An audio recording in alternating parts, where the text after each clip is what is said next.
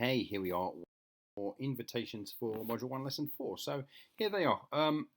First and foremost, this is going to be like a core theme for a lot of these lessons, but especially this one. I've said again, go back and cover this lesson at least two more times to really let it sink in. Remember, triune brain theory is the core philosophy that sits behind MindMAP mastery, and in fact, all of the MindMAP concept, right? So it's really important that this is one area that you don't skimp over. It's not an area that you kind of rush past in order to get to the next lesson.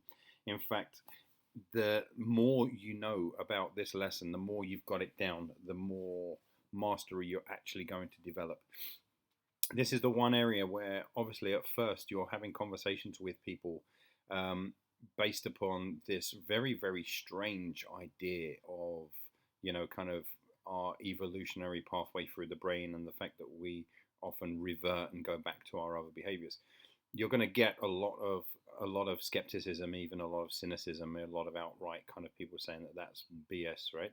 So you really want to own this material. Please don't kind of move on until you've heard the excuse me, heard the contents of this lesson at least three times. But to be honest, I would go over it many more times than that, right? But at least three times, let it sink in. Next, observe those you come into contact with over the next 2 to 3 days and try to identify which brain they're in. And try and do it as frequently as you possibly can. The people in your home, like based upon how they're talking and what they're talking about and what observations they're making about life, the universe, and everything. See if you can identify which brain they're in. Are they kind of complaining about other people all the time and he said she said, which may lead you to kind of observe that you're in, you've got a person in them, a mammalian brain. Remember, the mammal brain is all about social hierarchy, social connection, who said what, who's above who's taking advantage of whom, right? All that kind of stuff. Are they really panicky about kind of bills and things like that are coming in, and bills are a modern time way of saying that there's not enough food and that our survival is at stake, right? So kind of, is the focus all on money? Is it all on, survival based communication? Or are they kind of up into their human brain and they're talking about vacations that they want to take and holidays that they want to go on, and wouldn't it be nice if we could, and new business ideas? Or are they flitting in and out of kind of each of the brains, which you're going to find quite a lot? Are they flitting in and out of them? What are you observing when you see those brain changes? Like, how does a person's voice change when they're in each one of their brains? How does a person's physicality change? Like, how are they moving their body, carrying their posture when they're in each one of those places? What are they doing? What are they saying?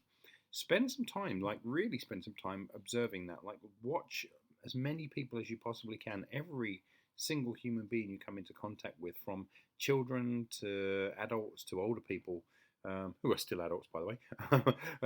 But kind of every person you come into contact with is displaying, they are signaling to you 24/7 which one of their brains they're in. See if you can figure it out for yourself. See if you can spot the patterns and record some of it. Like, as usual, keep a journal and record what you're seeing, what you're experiencing. Okay.